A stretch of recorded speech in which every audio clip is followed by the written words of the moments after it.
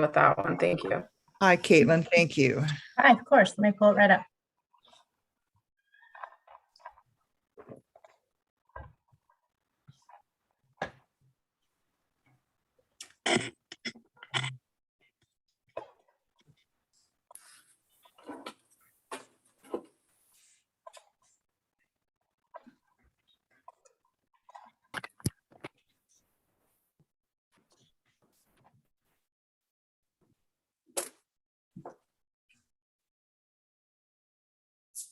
Give me just 1 second. I apologize for the momentary delay. I'm pulling it up and my computer's a little sluggish after lunch. I'll get it right now. Like all of us. No.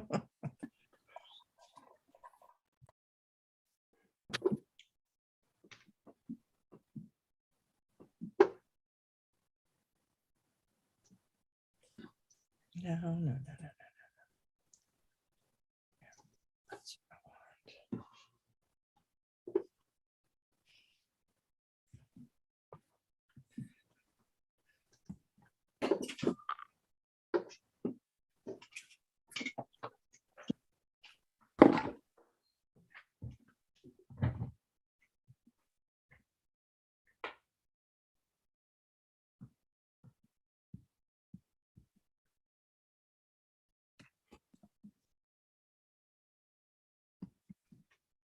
Oh, come on. Not you, that's me. I had to change my password this morning because I got an email that said it was safe and then I didn't trust it and I opened up some stuff. And so, oh, come on, don't tell me that. Caitlin, I'm happy to try to help run it if it's not working. Oh, no, I'm fine at my end. Thought I heard Caitlin say she's having a hard time getting it up and running, the tape. Yeah, I think I might be able to. Let me try real quick. Okay.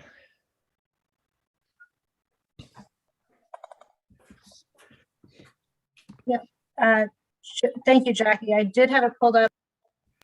We could do whatever is better for you. Oh, okay. I If you have it pulled apologize up, go right ahead. Yes, I'm so sorry, everyone, for the delay. Again, my computer's had better days than today. So let me go ahead and get started without further ado.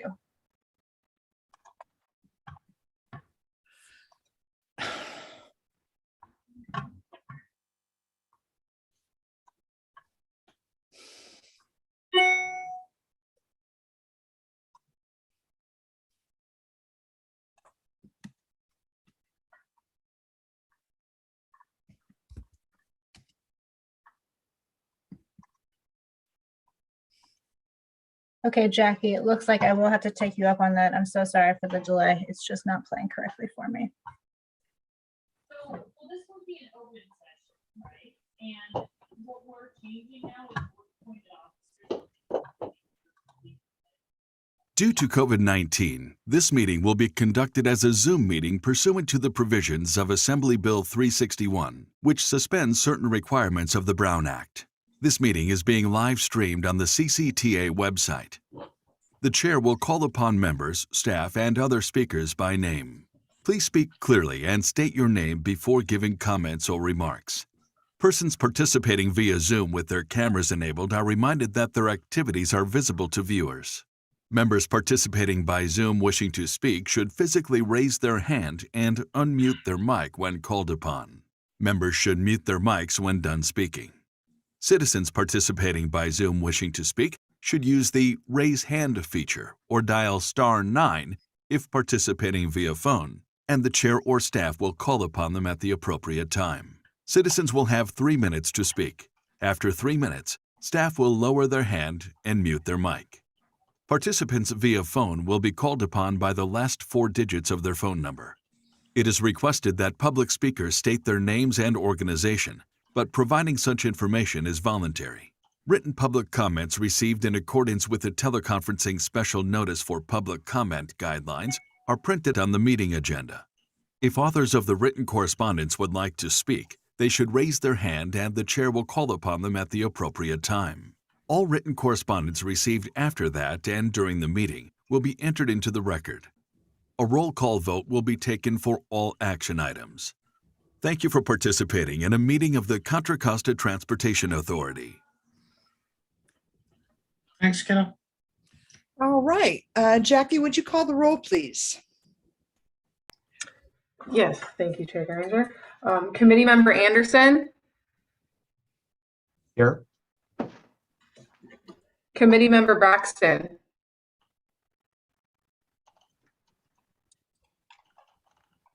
you believe you're muted. And I see her name there. Member Myrtle, Braxton, are you Myrtle? there? Let's assume she's there. Okay. Okay, Member Burgess. Absent. Member Franklin, Here. Member Haskew, Here. Member Howell, Here. Member Hudson,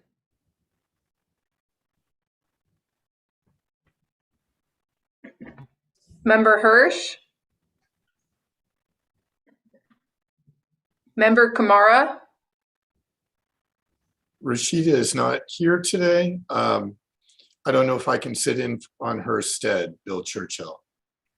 thank you, Bill. Member Craig, I am here. Member McCrary, Yes, here. Member Toth, Here. thank you. Member Levin, Member Xavier, Here. Vice Chair Geringer, Here. Chair Mitchoff. Here. Thank you all very much. We're going to move on to public comment. Jackie, have we received any public comment on items not on today's agenda, or do we have any hands raised in the app? I did not receive any public comment, but I did want to point out those who are absent today, Member Burgess, Member Hudson, Member Hirsch, Member Levin, and Member Kamara. Oh, thank you. But we do have a quorum, as We you do said. have a quorum, correct? Great. Thank you very much. Thank So no public comment and no hands raised. We will then move on to our consent calendar, which is just the minutes from our meeting of November 21st. Does anyone have any comments or questions before I go to public comment? Okay, I'm assuming we don't have any public comment on this, Jackie. I've received no public comment. All right. May I have a motion to adopt the minutes? Move So to moved. adopt, Xavier. Thank you. Enough. Moved by Haskew, seconded by Xavier. Thank you. Roll call, please. And, Jackie, to make it easier, and I know how nice you are to call us by our titles, just call the last name. Got it. No problem. Anderson, Yes. Braxton. You're on mute. Here. Oh, okay. Thank you. Burgess, Franklin, Yes. Haskew, Yes. Howell, Yes. Hudson,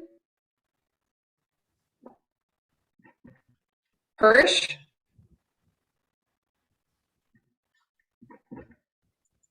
Kamara, Abstain.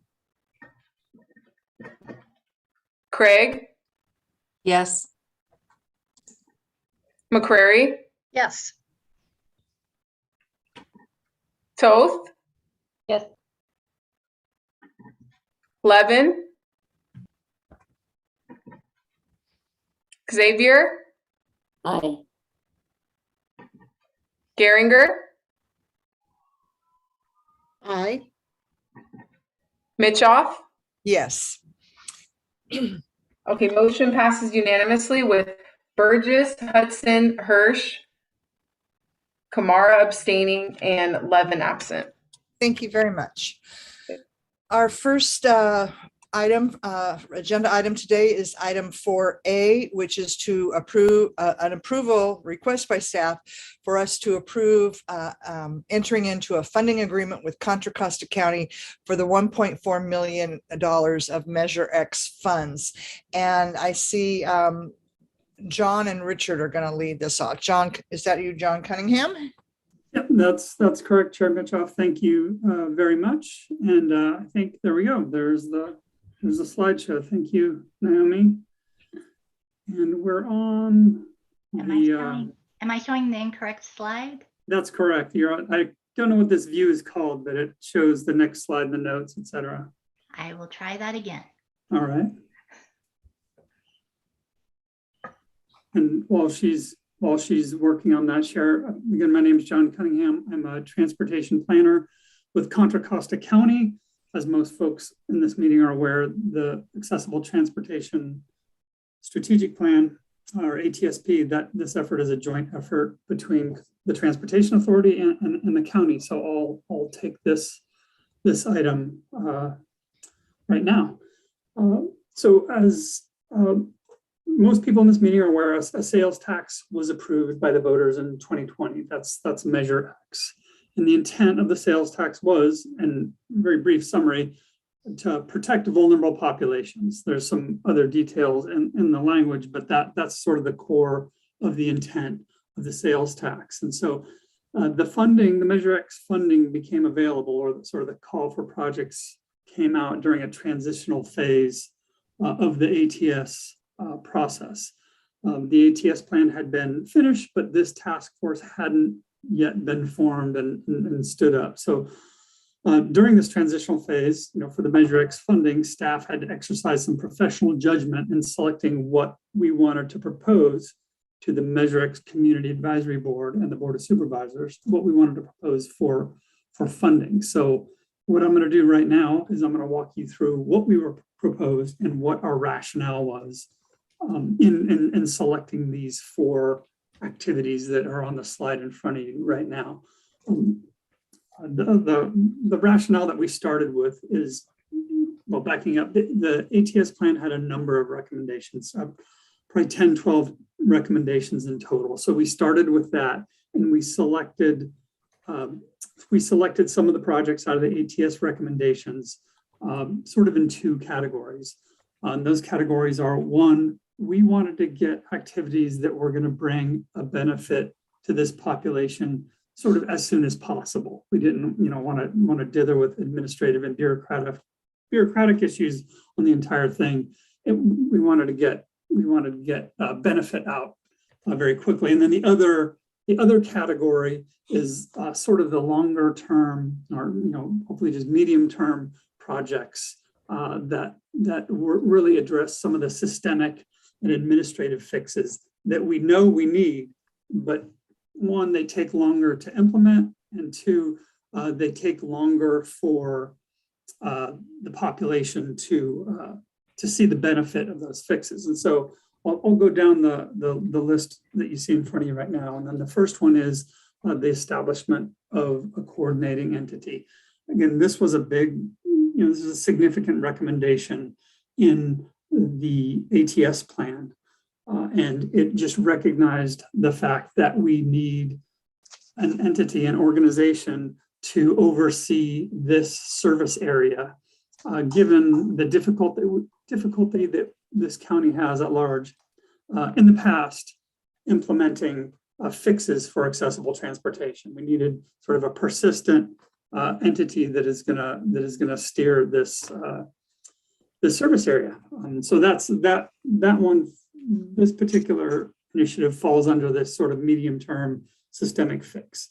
The next one, the one call, one-click operations center, the logic on this is, rather than having different phone numbers, different websites for people in the county to go to, depending on where they live or what program they're enrolled in, we would have one unified place for people to go countywide, one phone number and one website for people to access services. So there's no, it's not a mystery anymore, wondering where you live and what services you are eligible for. So that's that second one falls under the sort of systemic medium-term fix category. It's going to take a little bit longer to get this up and running, but the benefits will come to this population eventually. And then the next one, user-side subsidies. It's this is relatively self-explanatory. I think we wanted to subsidize rides for folks who could not afford it. And this was identified in the ATS plan as a problem. There was a significant amount of outreach to the population when we conducted the ATS plan. And this issue, the lack of affordability, was one that popped up near the top of the list. So we wanted to include this in the Measure X funding. And this is something we can roll out relatively quickly. There's still, administrative issues we have to address, obviously, in rolling this out. And then the last one is the expansion and enhancement of the one-seat ride pilot program. This is a program that's already underway. It was initiated by County Connection. Rashida Kamara has been the lead on this, and this again is somewhat self-explanatory. Previously, if you go from one side of the county to another, you're required to transfer between vehicles. These transfers slow down the service, they're expensive, and they introduce unnecessary safety issues with the trip. And so we're going to help to fund and further develop this program with the Measure X funding. And so those are the projects that we proposed. Again, there was a process at the county. We presented, this at a number of meetings during that process. And this is what was eventually submitted to the Board of Supervisors. I guess one comment on the one call, one click operations center.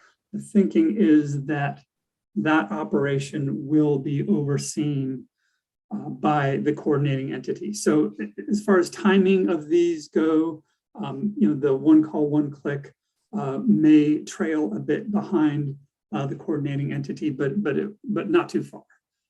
So that's all I have on these. I'd be happy to answer any questions, and we are looking for action from the task force to approve this so we can take it to the Transportation Authority. Okay, can we take down the screen? And I will open it up to members of the task force who wish to comment.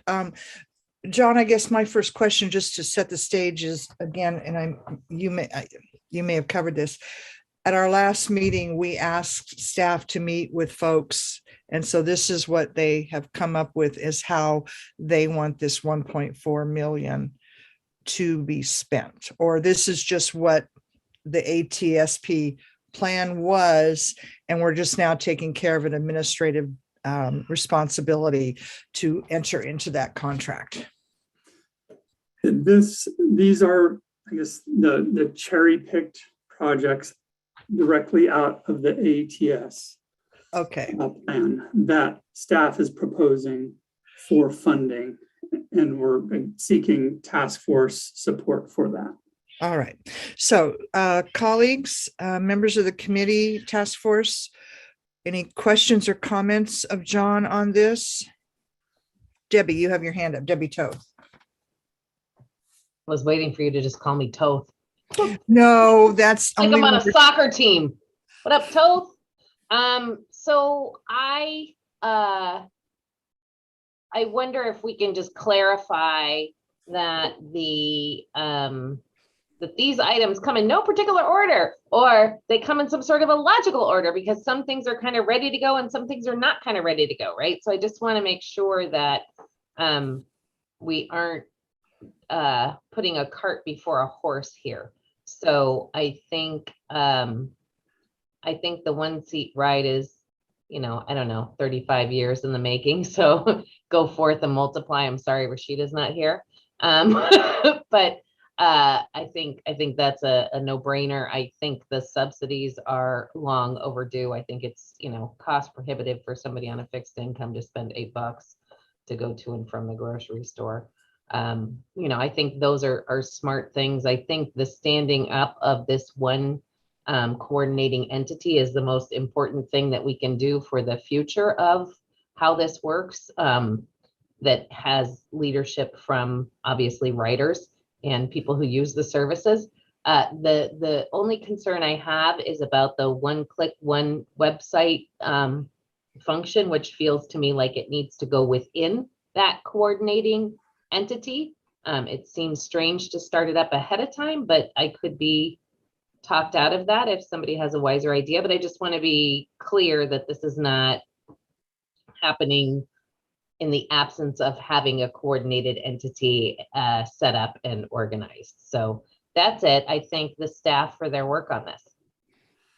John, did you want to take that, or I see Richard has his hand up? So I'll take a quick shot at it. Thank you. And then maybe Richard can patch anything that I missed over. You're correct, Debbie, that the list you see on, you saw on the screen, that did not indicate any priority. And these are items that we're working on concurrently. I guess the only one that has a bit of a sequential aspect to it is the one that I mentioned and that you highlighted, the one call, one click. And yes, the idea is that that operation would be subsumed somehow into the coordinating entity, be it, whatever mechanism, contracted out or just overseen or taken in-house. But Richard might have more details on that. He's thought about this quite a bit. hi, go ahead, Richard. Yeah, thanks. Actually, yeah, what you said was correct, John. I did want to point out that I was going to give a quick rundown on the research that we've done on these. And I thought that we were going to do that before we open it up for discussion, but if not, I can do it afterwards. I'm sorry, I wasn't able to attend the pre-meeting, and so I have notes here, and I'm sure that was discussed, but you're welcome to go ahead and do that if you wish. Okay, thanks. John, does that work for you? Yeah, please. Okay, great. Just, I think it may help inform the discussion. So let me give you a quick rundown. And I think it's fairly consistent with the sequencing that Debbie was talking about. We've had to, this is an iterative process while we're working on 3 at the same time. We are prioritizing, we have prioritized the user side subsidy research, and we've done a lot of research on that. And I'll just mention the different components that we've addressed so far. And I'd say we're 3/4 of the way through this effort, actually. We looked at different eligibility thresholds that are used for low-income populations in the Bay Area. We also looked at the application process of different user-side subsidy programs, the fair payment structure, whether it's done through GOGO grandparent or some other mechanism. And we looked at a bunch of case studies. We looked at taxi subsidy programs in Solano County and San Francisco. We looked at TNC subsidy programs in San Leandro, the GOGO Concord program, and the Go San Ramon. And then we looked at different transit fare subsidy programs. So, and Paratransit, for example, San Mateo County, Ready Wheels has had a low income fare subsidy program for many years, and there are lessons to be learned there. MTC has a Clipper card program with a user side subsidy for low income people. Marin County has one, and Alameda County also has a subsidy program. So we want to make sure that we learn the lessons from these different places and bring that to bear on how we move forward with our recommendations here. The one thing we are still looking into is different funding sources that have been used. As far as the other 2 areas, the one-seat ride and one call, one click. The one-seat ride, as we know, we've been in close contact with Rashida in the past, and we're also looking at some, research that has been done through East Bay Paratransit, and of course MTC as part of the Blue Ribbon Task Force was very much prioritizing one-seat rides or regional trips, as they put it. So we want to make sure that we're not duplicating efforts, and that what we do finally propose is going to be consistent with those and not in conflict with them. Then finally, the one call, one click, as both Debbie and John mentioned, that is intricately linked to the coordinating entity. So that is one that we have not started the research on, but clearly that's going to be a major priority, and it's going to be linked to whatever we come up with for the coordinating entity. So that was the rundown. I just wanted to give you to help inform the conversation moving forward. Thank you. Okay, thank you. And I just needed to follow my notes. Charles, your hand's up next. Go ahead, please. So I'd just like to get some clarification about the action today and then the implementation after the action. So today, the task force is recommending that the county receive $1.4 million in funding. in order to implement this recommended list coming forth from the task force of projects. And is it the county then that has the ultimate authority to choose how that implementation takes place? Is there a consultative process? Who makes the decisions, and what involvement does this task force have in overseeing that? So who wants to take that one, Peter or John? Maybe I can start and then John can fill in the blank. So Charlie, that's a great question. So the action today is the 1.4 million for these kind of 4 spending areas that we want to spend the funds on in this first year. And the action would be, this would go to the authority in March to get approval to enter into an agreement with the county, because the county holds those funds. And so for the funding to move from place to place, we need to have a funding agreement with the county.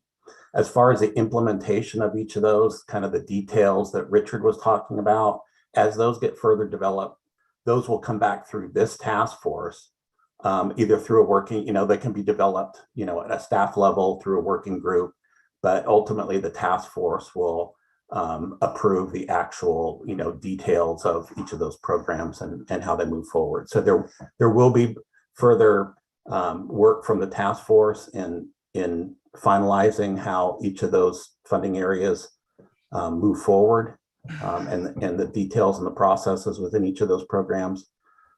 So I think that answers your question. Does it answer your question, Charles? Yes, it is. That's clarifying. Thank you, Peter. Okay. So Peter, okay, there you go. Debbie, well, Debbie, I'm going to go to Bill first because Bill Churchill, go ahead, please.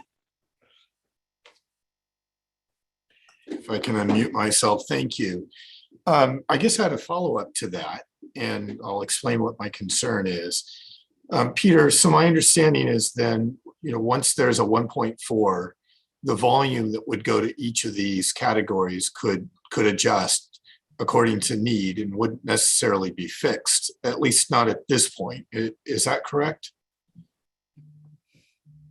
Yeah, we have looked at some individual breakout budget items, but we want to have some fluidity there at this point until we can kind of develop those individual kind of items first. Again, that'll be a process that will come through the task force to give more specific guidance and approval in that area, and make sure that we are hearing, the direction the task force is giving on the effort that we should or could put into each of those. Okay. For context, the purpose of the question is, as Richard pointed out, the one seat ride is garnering quite a bit of attention, in particular by the Blue Ribbon Task Force. And now, as that sort of morphed into the Transit Network Management business case, as well as MTC staff. So there's some potential that it might receive wider, deeper funding emanating directly from MTC. And I'd want to be careful that we don't duplicate that funding and then use up precious county funds when there could be potentially other greater sources as well. So I just wanted to put that out there and make sure that this task force is aware that that potential is out there. That's a great point. Thanks. Thank you, Bill. Debbie Toth? I'm glad Bill went first because I'm going to say, Bill, you're my new BFF. Thank you. Not only is it exciting to think that there's another funding stream that's going to cover that, but hopefully it will encompass the partners who are not playing, who should be playing. Somebody with a disability doesn't get to choose whether or not the airport is in the same county where they live. We just need to think in different terms. And so I'm super appreciative of that. And I just want to share for this group because I recognize that not everybody works in this space or lives in this space. My concern about a one click, one call, one person answering the phone to help somebody is that we have trouble navigating the system as professionals in the elder care, long-term care system. So imagine being somebody with dementia or somebody who has some severe impairments trying to navigate a system. It's not going to be that you can call and talk to a generic person on the other end of the line. You need to talk to somebody who's trained and understands needs. I mean, I think if you talk to Jeannie or Charlie, the folks that are answering calls about paratransit have a different level of training than your average Joe in transportation. At least they should. And so do the drivers. And, so there needs to be thought, and there needs to be training, and there needs to be planning. So it can't just be stood up in the absence of having the bigger picture. So I just wanted to explain that for the members of the committee. And I think I understood John to say that we're good on that. So I'm supportive of it. All right. Any further comments or questions by members of the task force? All right, Jackie, do we have any written public comment or any hands raised in a Zoom?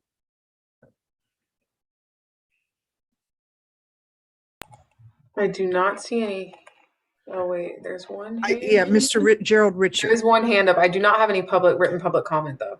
All right, fine. Mr. Richards, go ahead, please.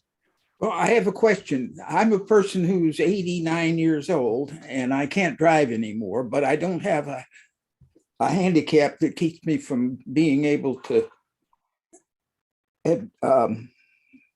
take a bus. But the need to go from West County to Central County is something that I need to do. And right now it can't be done without changing a bus a couple of times. Will this transit system you're considering allow me to take the one call? Peter. Okay, Peter, are you able to answer that? Sorry, no, it's on mute. Let me give it a shot. And if not, maybe Charlie can jump in since he's from West Cat. And or Bill, since he's Central County. So the one seat ride, if you're eligible for the paratransit trip, this would be ideal for you because you don't have to make that transfer from a West Cat dial-a-ride to a county connection link bus. You would just be able to ride to your destination in Central County. From a bus perspective, there is bus service from West County to Martinez, for instance, and then you would have to transfer probably to County Connection. Yes. For that second leg, or take BART, depending on your location in wherever you're traveling. So it wouldn't solve your problem on a fixed route side, but it would solve your problem on a paratransit side. And depending on the eligibility requirement, that's where we would have to look into that further. Okay. I know that's probably not quite the answer you wanted, but I think someday we want to get to where you're talking about, Mr. Richards. But did you have any other further comment? That's basically the issue. Thank you. Myrtle, you're a member of the task force. Go ahead, please. Yes. I wanted to follow up on the previous speaker. One of the problems if you live in West County is the fact that you can't go to East County or to Martinez on East Bay Paratransit because of the fact that we don't have AC transit service going there. So I was wondering if in this study or in this proposal, could something be considered where that could be eliminated, where you could get East Bay Paratransit and go to the hospital, for example, in Martinez, or to the courthouse to pick up a birth certificate or whatever. So it looks like that's kind of being left out. Maybe people aren't aware of that restriction, but I asked about that once before at some other transportation meeting, and they said that that's not a federal law. This is something, I don't know who came up with it, but anyway. So I was just wanting to put that out there. If you can possibly include the difficulty, as the gentleman mentioned, getting from West County to Central County on East Bay Paratransit. And Mr. Harrington, I see your hand raised, but I've got Mr. Anderson, and I think did you wish to respond to Myrtle, Charlie? I did actually, thank you. And I think that the intent, even in the one-seat ride, is to have a means of including the East Bay Paratransit responsibilities in that program. There has been outreach and discussion. I think it is another step of how to do that, how to find the funding for it, and so on. And I think also to the gentleman's question, in terms of the one call, one click information that could facilitate that other trip on a fixed route bus and the connections. And to Debbie's point, those individuals would be trained to facilitate, communicating the information actually that's of value to the end user. So those steps are certainly contemplated by the operators, I think, by this process. And so it's not something that's been left out. It's just something that is not identified for implementation at this point because we don't know quite how to do it or where the funding's coming from. And again, Bill's got his, well, I'm going to go to Mr. Harrington. Go ahead, please, sir. Well, I don't mind waiting. It's your members are more important than I. Well, it isn't that they're more important. They may have answers. Bill, did you want to respond to some of those questions? Sure. I'd like to just sort of add on to what Charlie said. And certainly the members are not more important, at least not from my perspective. So I think that's important for people to know. So currently there is a relationship between Central County and East Bay for transfers on paratransit. So there is a way to get from East Bay Paratransit to the Central County area. I just wanted to make sure that people were aware of that. It's not convenient, however, because it is a transfer. And our goal is to expand the one-seat ride into the Oakland area. Toward that end, we have done some demonstration trips in conjunction with East Bay Paratransit so that we could demonstrate to them how valuable it would be for their constituents. We're hoping that they will be interested enough in joining this group of 4 operators that are already in the program. I know that East Bay Paratransit is under some pressure and scrutiny from MTC. So I think it's just a matter of time and politics, and eventually this program will continue to expand. And I think that does provide some hope. And hopefully that adds a little bit more context to that transportation component. Thank you, Bill.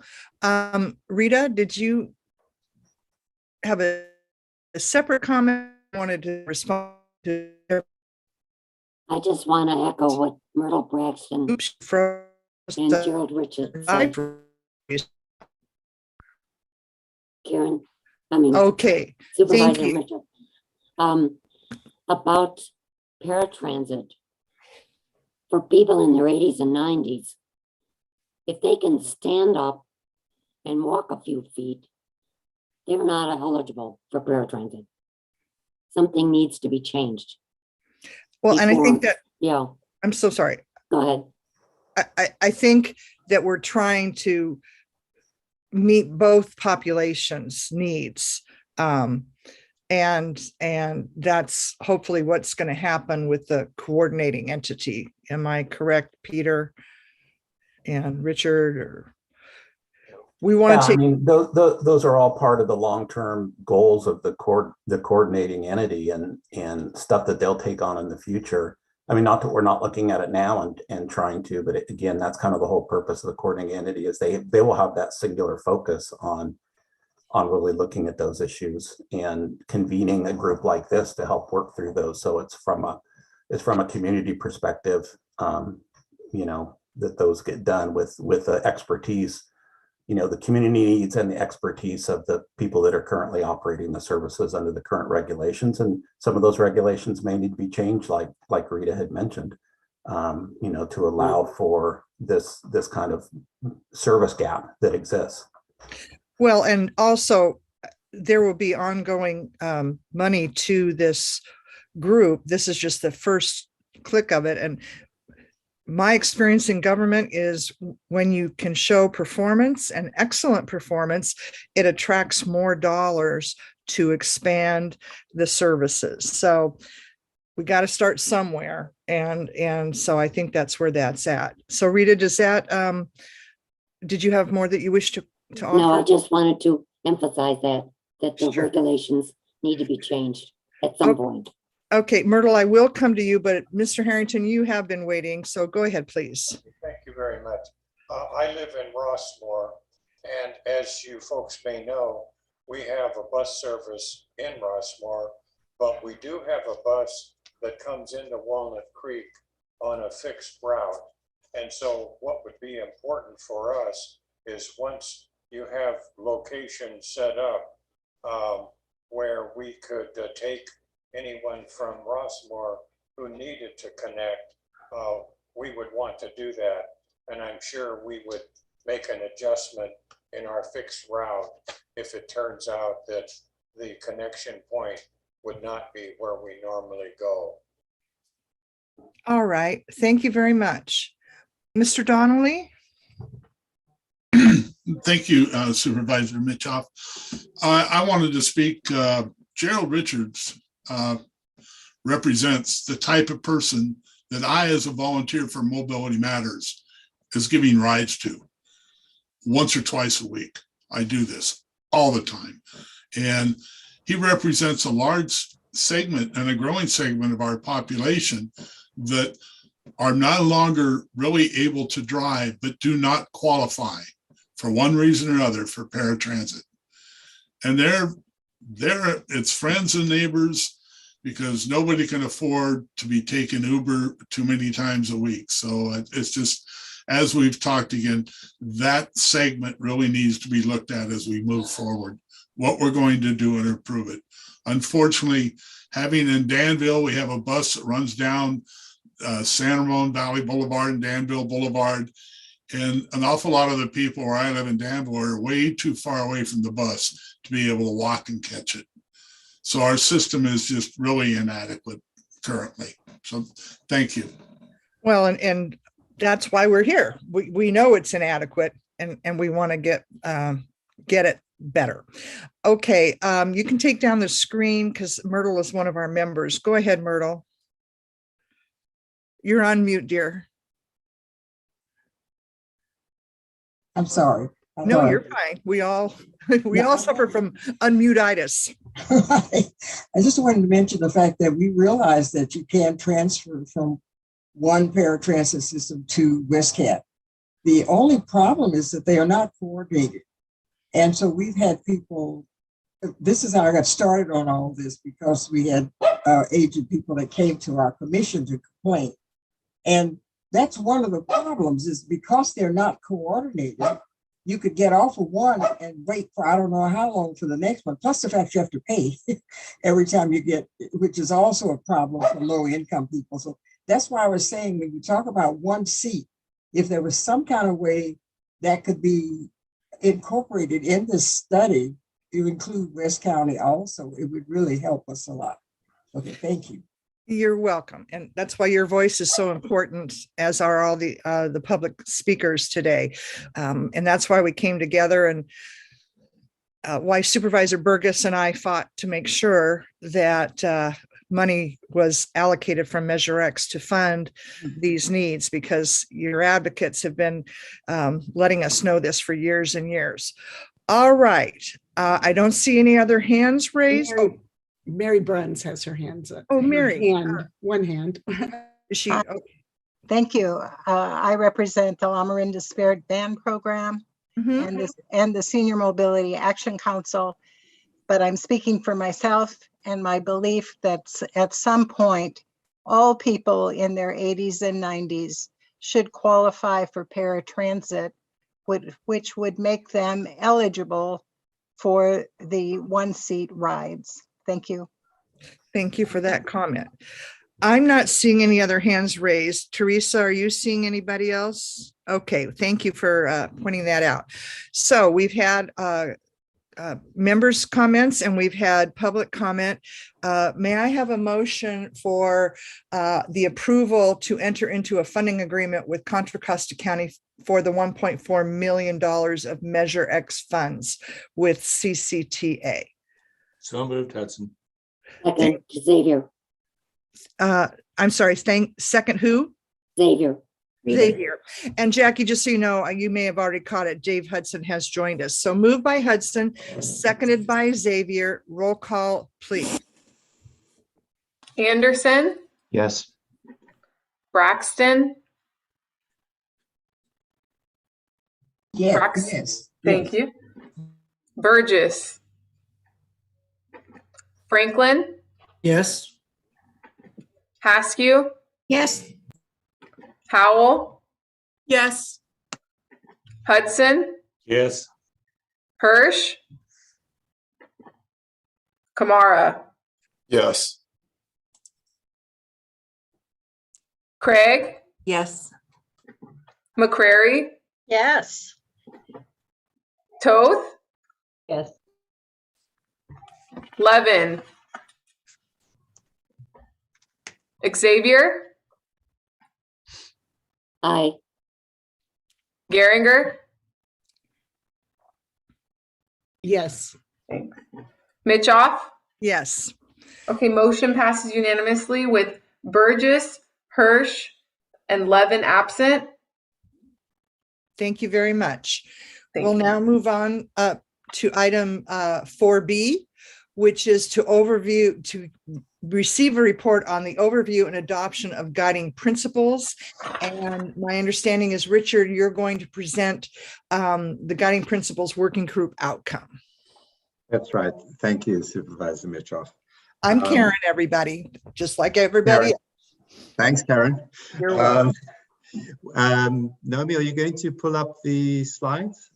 While Naomi's pulling this up, I'm going to be presenting the outcomes of the working group that was developing the guiding principles for this task force. And just want to say thank you to the working group members. We met twice, on the 20th of January and the 2nd of February. And I want to mention the names of the people who were on that working group. Loela Haskew, Dave Hudson, Rosa Neuer, Joanna Pollock, Debbie Toth, Kiran Agarwal, Michelle Hayes, Charlie Anderson, and Elaine Welsh. Those were the people who were at the second meeting. If there's anybody who was at the first meeting and not the second, please mention your name now. Great. Well, thanks very much for your work on that group. And I think we've come out with some really solid guiding principles for the task force, which I'm going to go through. I think what I'd like to do is, since these have been worked over many times and refined, maybe I'll just take two at a time and we can see if there are comments after each or questions after each of those. That's a good idea. Okay, great. So reading from the slide, the task force, which I'll refer to, well, the task force and the future coordinated entity, which I will refer to as the CE, plan to implement a person-centered, user-friendly, and seamless accessible transportation system, including enhancing mobility management to provide equitable and effective access to transportation. 2, all stages of implementation of the Contra Costa Accessible Transportation Strategic Plan, including planning, policy, engagement, design, operations, and evaluation, will involve multiple stakeholders.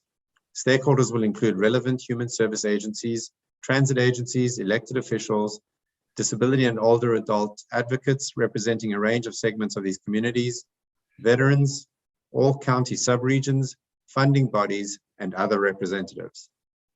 Are there any comments, questions on those first two items? I can't see hands raised, but I think I'm not seeing any. So let's move on to the next two, 3 and 4. Okay, will do. 3, public outreach and planning activities will include countywide needs and characteristics with the ultimate goal of providing equitable, consistent, and scalable service across the county.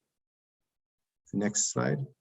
Number 4, in order to facilitate accessible transportation to and from destinations outside of the county and to advocate for increased resources for these and other trips, the TF&CE will engage with outside agencies and in state and regional planning processes.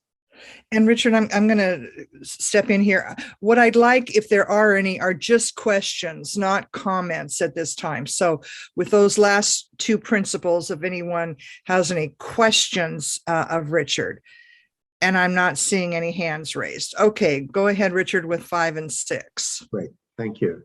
The TFNC will prioritize strategies that were identified through the extensive public engagement during development of the ATSP, and will conduct future public engagement through ATSP updates at regular intervals. 6, new strategies, approaches, and programs being considered by the CE will be subject to review and consultation with all stakeholders, existing and or new, in a consensus-based process. And I think that strategy speaks to what we were hearing in public comment on the previous item. Any hands raised? I'm not seeing any hands raised. Okay, please proceed with 7 and 8. Is 7 is the last one? Yeah. The task force and CE will not recommend adding responsibilities to a transportation or human service provider without identifying new revenue sources. The TFNCE will not recommend redistributing revenues without providing recommendations for achieving a corresponding decrease in obligations funded by those revenues. That was a critical last point that was made there. Yes. So I think Noella Haskew. Yeah, first of all, I want to thank you, Richard, and everyone that you mentioned for working on that. What you've come up with are simple. I don't mean to say they're simple, but they're concise, understandable guiding principles. But I know that it encompassed a lot of work. So on behalf of everyone here, I want to thank all of you who worked on that. Luella. Thank you. And oh, shoot. No, you're fine. Okay.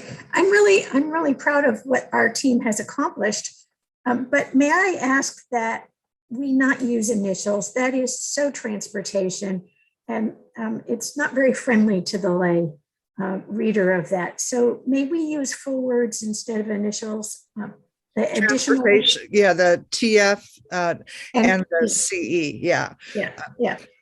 Unbeknownst to this group, we at the county actually have a sort of an unwritten policy that we try to stay away from acronyms because of that very issue. So thank you, Luella, for bringing that up. So I know that staff will make those changes. Are there any other comments by our colleague members of the task force? I'm not seeing any, so I'll go to public comment. Jackie, any written or hands up? I can see the hands up, but I'm not seeing any hands up. Do we have any written? No written public comment, and I do not see any hands either. All right. Well, everyone, again, thank you. So, Luella, since you spoke up, I'm going to let you make the motion. Thank you. I move that we clarify the language and use real words instead of initials for the groups that we're dealing with, the CE, and I can't remember which the other one is. But to adopt the guiding principles. And to adopt the guiding principles after that. Yes. Thank you, Karen. Who would like to second this? I will, Debbie. Thank you. Moved by Haskew, seconded by Toth. May we have a roll call, please? Anderson. Yes. Braxton. Yes. Burgess. Diane's not here. She went to Sacramento for a press conference. That's right. Okay. Franklin. Yes. Haskew. Yes. Howell. Yes. Hudson. Yes. Hirsch. Kamara. Yes. Craig. Yes. McCrary. Yes. Toth. Yes. Levin. Xavier. Aye. Geringer. Yes. Mitchoff. Yes. Okay, motion passes unanimously with Burgess, Hirsch, and Levin absent. Thank you. Our next and last agenda item today is item 4C, which is to continue an overview of organizational structures. And Naomi is going to make this presentation. Good afternoon, Naomi. Welcome. Afternoon. Thank you. Let me share the next slide. So I'm continuing a topic that we began discussing at our last meeting. We had an initial overview of some programs, and we've continued to research those programs. I think we had 4 at the time, and we've added 3 more and done more in-depth research. And so today I'm just going to present some highlights that can hopefully inform our work on continuing to consider what our organizational structure for our coordinating entity should look like. There's a lot of detail I'm only going to touch on the surface of, and we think it's likely that there will need to be a working group to delve into this in more in-depth. So with that, let me get started. These are the programs that we have been researching, and they're not in any particular order. So the first one I have is Easy Lift Transportation from Santa Barbara County. And one of the things I wanted to note about this program is half of their funding comes from their funding for their dial-a-ride, which is most likely their paratransit. They are a CTSA. They also rely on community donations and charitable grants. They also provide some things beyond that dial-a-ride. They provide children's accessible transportation, non-emergency accessible transportation, and mobility and travel training. And as we've looked at these, we've looked for different models that we think have elements that could be relevant to Contra Costa County, and also to get just an idea of the breadth of possibilities out there. The next one is a pretty major service, Access Services in Los Angeles County, which they administer the County Coordinated Paratransit Plan. They were established as a nonprofit, and they are also a CTSA. They are funded from a sales tax measure and also 5310 and fare box revenue. They do operate Access Paratransit, which is the paratransit program for LA County, and they utilize a fleet of small buses, minivans, and taxis. And they have other programs, including Access to Work, Parents with Disabilities, and travel training. Ride On Transportation in San Luis Obispo County is a CTSA and also the Transportation Management Association for the county. They work really closely with United Cerebral Palsy. And their funding comes from a regional center contract, the State Department of Healthcare Services, and TDA. Their primary service is a shuttle for seniors, veterans, people with disabilities, and human service transportation. They are not providing ADA paratransit. And they also, through the TMA, provide general public transportation. So slightly different from the last 2 we saw. Omnitrans in San Bernardino County is a CTSA. They actually merged with a prior existing CTSA called Valley Transportation Services. They are funded through local, state, and federal funding.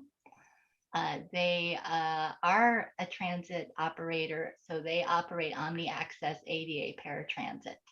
They also operate things called Omni Ride, travel training, volunteer driver programs, and they operate local and express public bus services. And one of those, I think, is a microtransit as well. So I think that's maybe the Omni Ride. That's right. Thank you, Richard. So the next one is FACT, or Facilitating Access to Coordinated Transportation in San Diego County. They're funded through the San Diego Association of Governments. a specialized transportation grant program, and 5310 funds, and some state funding. They coordinate demand responsive services, local services, and local providers.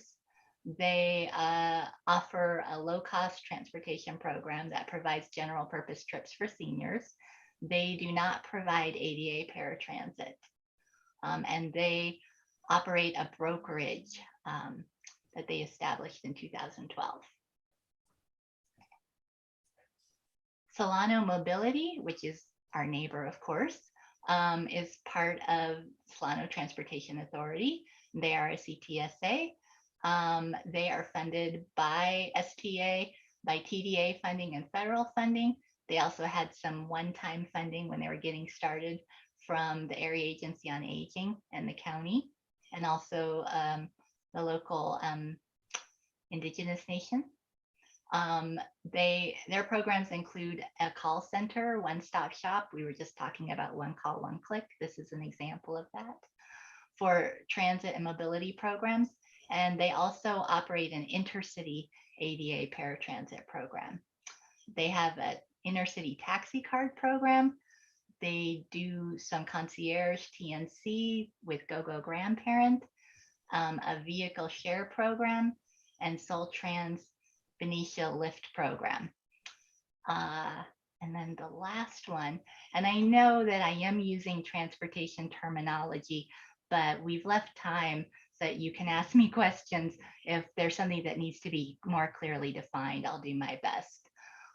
We also have MOVE from Stanislaus County, and they are funded by a combination of local transportation funds, FTA, and sales tax funding. They have mobility training programs, a volunteer driver program, a veteran van program, and volunteers on the go. And they also have a pass fare assistance subsidy pilot program.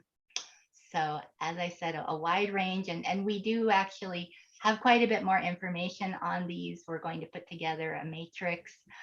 We just didn't want to inundate you with an encyclopedia today.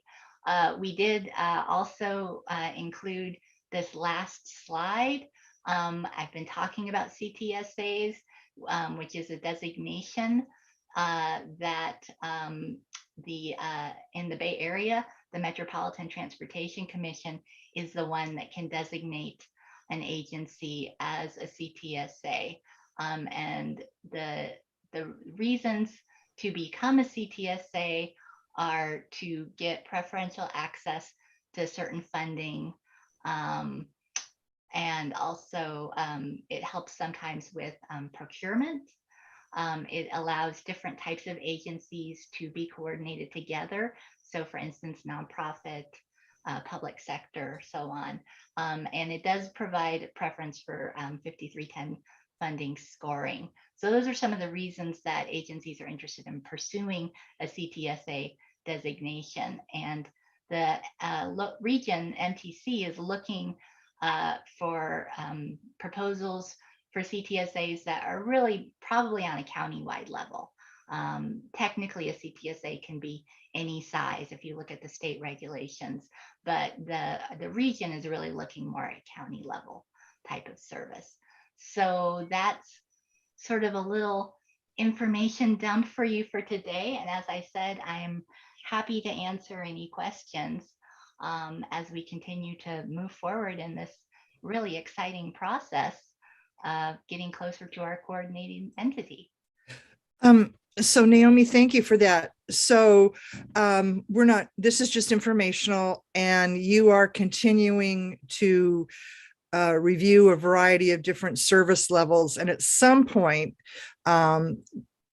as you mentioned, a matrix is being put together. And I was thinking of that as you were doing it, where, you know, I go to Best Buy and you can compare 3 items, and, you know, one has a column all of checks and one goes back and forth. And so that's what I'm looking or thinking you're looking at. So when that's ready, it will come to us. But Debbie Toth has her hand up, and go ahead, Debbie. Thank you. I recognize that you are looking at likes because we're looking at doing a CTSA. So I recognize that all of those were in California. However, I'm trying to think of the kind way to say this. I'm not sure there is. I work on a lot of statewide bodies, and I have not heard positive commentary about accessible transportation in our state.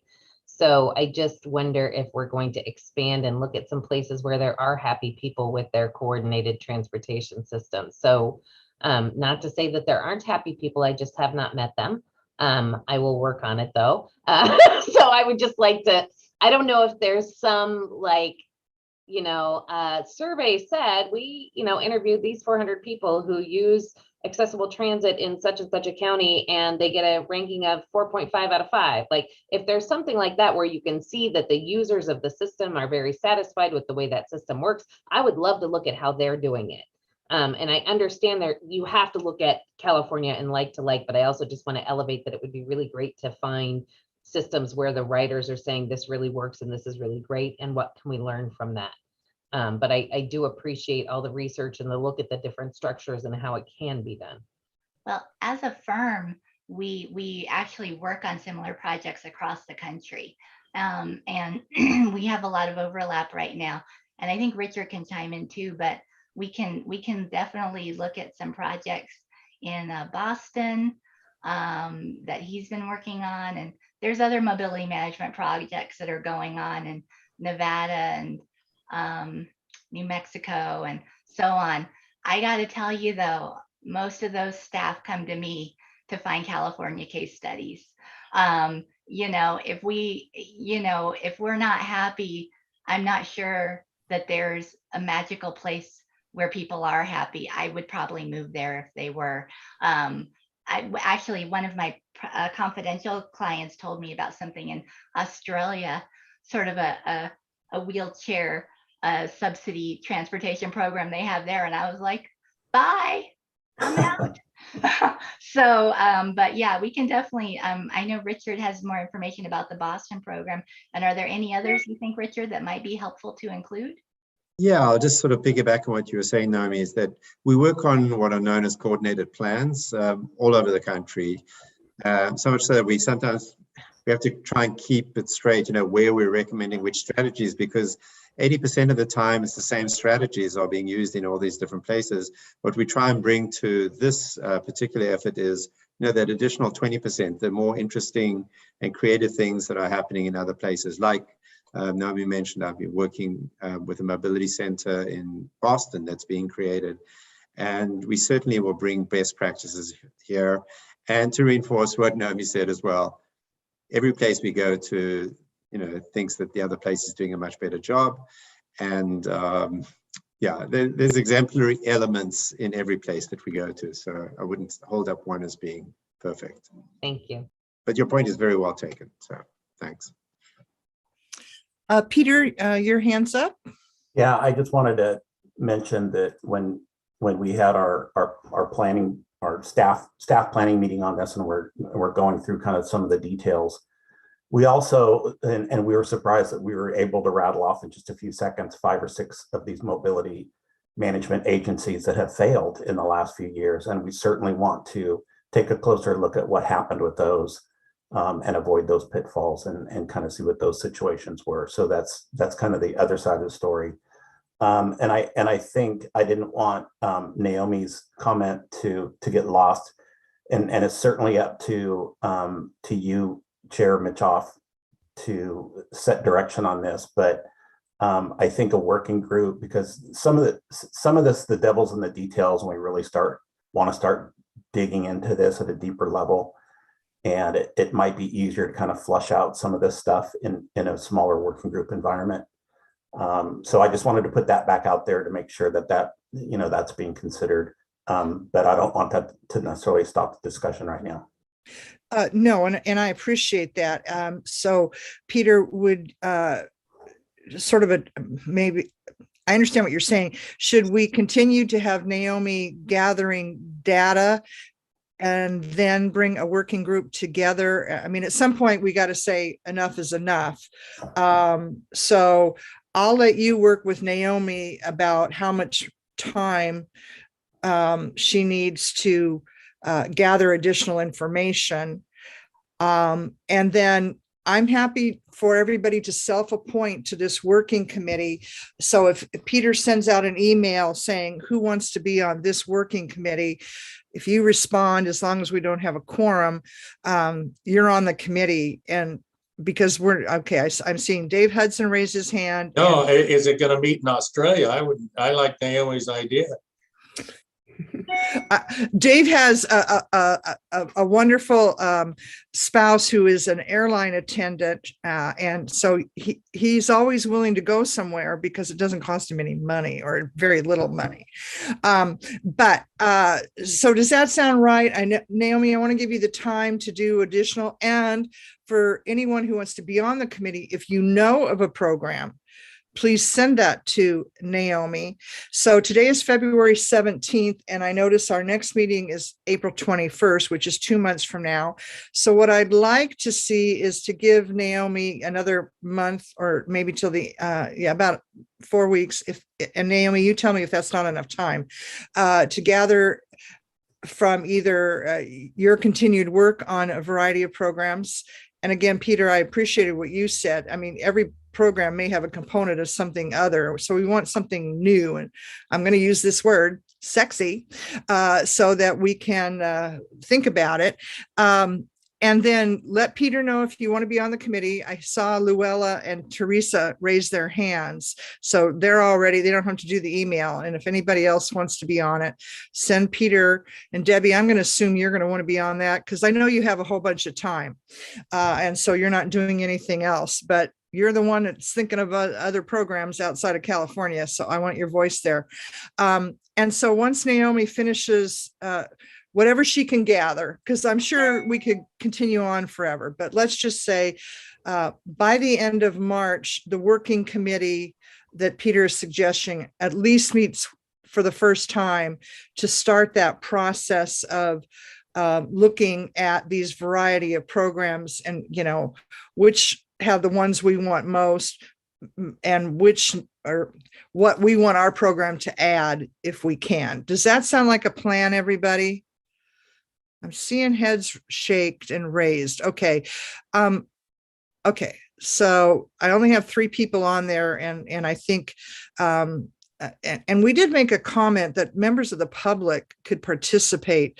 So if there's anyone out in the public who's listening, you know, we'll do that, which so this was just a report. I don't mean just, it was a report, a very important report. So those are sort of some that's direction. And is that all right? Everybody okay with the direction based on Peter's recommendation? Okay. So item 5 is correspondence and communications. Item 6 is adjournment. Before we adjourn, and Teresa and I can't be faulted for this, and neither can staff, but things are going to change in the Zoom world come April 1. We're understanding that the governor is going to let the emergency meeting situations expire. And that means that technically all committees should be meeting back in person. But since you're part of CCTA and the county, I'm making a executive decision here. You're going to come under what we're doing. And that means we're still going to have hybrid meetings. I don't think anybody's going to take us to task, but I'm going to make an executive decision that we're going to meet by Zoom on April 21.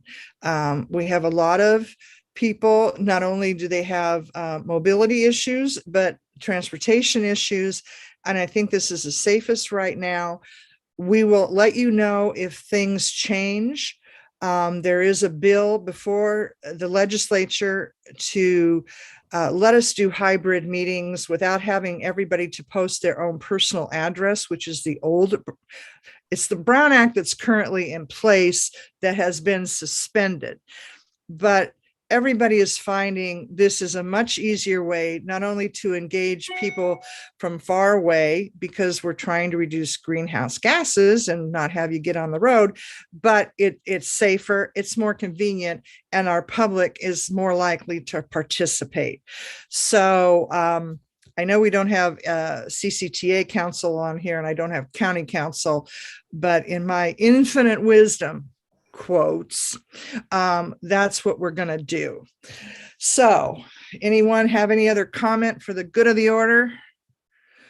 All right. Well, thank you all. Thank you everyone for the work that's been done. We got those guiding principles adopted. That's a great thing. And we're moving forward. I'm pleased, and I hope you all are too. So have a good rest of your afternoon. Thank you, Teresa. We got some hands there. And we'll see you, if not before April 21st. We'll see you then. Thanks again, everybody. Get the tickets, Naomi.